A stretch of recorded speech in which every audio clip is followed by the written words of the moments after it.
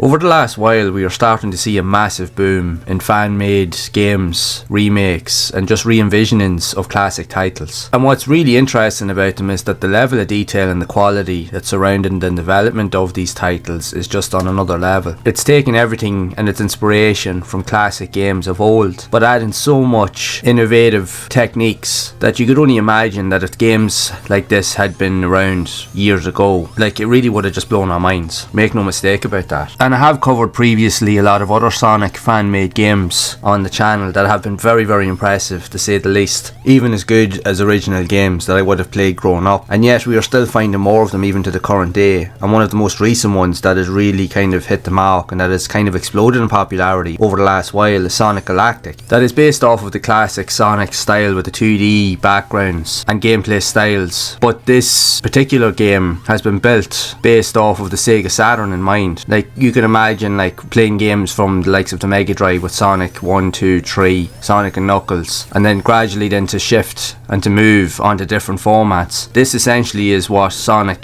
could have looked like on the Sega Saturn in that format, because what we have here is literally just a visual masterpiece in terms of design, gameplay, and all of the above that brings all of that nostalgia back to the forefront, but adds in so many cool elements that you wouldn't see in many other Sonic games. Like, literally from the first level when you get started, the level of detail in this thing is insane. Of all of the classic Sonic games that I've ever played over the years, this by far has to be the best looking one of them all. Like, there's so much in terms of the environmental elements, the background features, the animations that happen behind the scenes as you're running and speeding throughout all of the levels. It's just absolutely incredible. It's breathtaking. And the fact is that it has a load of other cool features in terms of its control dynamics, with Sonic being able to have a few additional moves, being able to spin, dash, literally coming out of a jump, and how you can use extra jump features to get you higher up to more vertical aspects of the levels, because verticality is definitely one of the main factors with this particular game, because you'll spend more time going up rather than left and right in many cases. But just, I can't get over the level of detail. Like, this is by far one of the best 2D games visually that I've probably ever seen. But it does play into the Sega Saturn's dynamic, because if we look back, and I have covered this in previous videos, the Sega Saturn was a powerhouse for 2D content and architecture in terms of its visuals. Like, when we look at it, the Sega Saturn, even by today's standards, is still the best console to play ports of like arcade games or even just 2D games in general. So you could only imagine a game like this that would have come out back then, it would have stood out by a mile. If anything, had a Sonic game like this actually come out on the Sega Saturn, believe me, it would have sold a lot more consoles, even for me personally, because I grew up with the Master System and then got to play like the Mega Drive through mates owning the console, and I was always a big fan of wanting to play the Sonic games as much as anything else, because I love the soundtracks, I love the visuals, I love the sense of speed, everything in between. So I could only imagine if this game here or something like it had come out around that time when the console released during the mid-90s, and if you had seen it even in a magazine, there's a very good chance you would have wanted to buy a Sega Saturn just to play this game. Make no mistake about that. The thing just looks incredible. And what's even more interesting as well is the fact is that this is an ongoing demo project that gives you access to a number of different levels, with the level of detail just is vastly increased in each level. There's so much going on behind the scenes, it's crazy. And there's even little quips and references to a load of other Sonic games, even to other Sonic brands, or even just Sega franchises in general. It really is crazy what they did here. And you can also play as many of the popular characters from Tails, Knuckles, and a few other to mention, but there's even an addition of a new character that was never in the Sonic universe, with a mole type character, and his abilities are quite unique because he can mole his way into the ground and onto the walls, and he can jump to high places that other characters apart from Tails can't really get to. But each of the characters in question do have all of their own abilities, with Sonic being able to do additional features, being able to double jump, Tails can fly everywhere, Knuckles can glide and he can climb walls. You have other characters that can shoot guns to double jump to allow them to give that momentum in terms of their overall verticality when they're jumping, and then the mole character can literally bury his way into a hole and literally pop his way out of it and get to areas that Sonic can't even get to. So it is quite insane.